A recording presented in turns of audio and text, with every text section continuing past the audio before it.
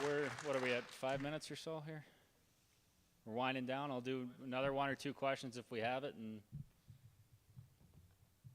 All right, well, I have a closing statement that if you'll all indulge me for a minute that I'd like to read. Before we do that, I'd like to thank the members of our panel for coming.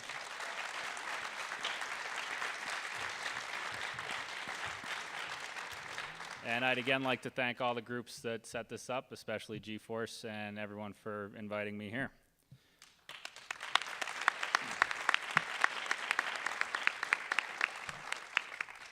I would just like to end by returning to the theme of why we do this. Why is it important to make the sporting world safe for LGBT kids? Why do we need gay college and professional athletes to come out of the closet?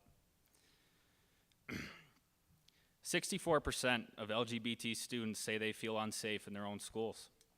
A gay student is 5 times more likely to drop out of school. A gay teenager is 3 times more likely to attempt suicide than a heterosexual teenager. The harassment and stigmas that surround gay students is real. We have teenagers, children, who feel so worthless, so scared, and so unwanted that tying a rope around a tree is preferable to another day in school. Many of us in the sports world are able to speak from a position of strength, and we cannot underestimate the impact it has when we speak up. It saddens me to think that players who would, without hesitation, jump to the defense of any teammate who was physically harmed on the ice do not extend that type of care and protection in their words and actions off the ice. Small steps, such as the banning of homophobic slurs in the locker room, can make a large impact.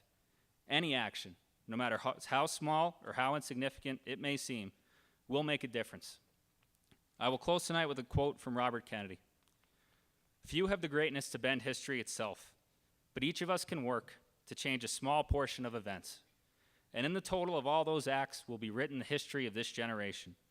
It is from numberless diverse acts of courage and belief that human history is shaped. Each time a man stands up for an ideal or acts to improve the lot of others or strikes out against injustice, he sends forth a tiny ripple of hope. And crossing each other from a million different centers of energy and daring, those ripples build a current which can sweep down the mightiest walls of oppression and resistance."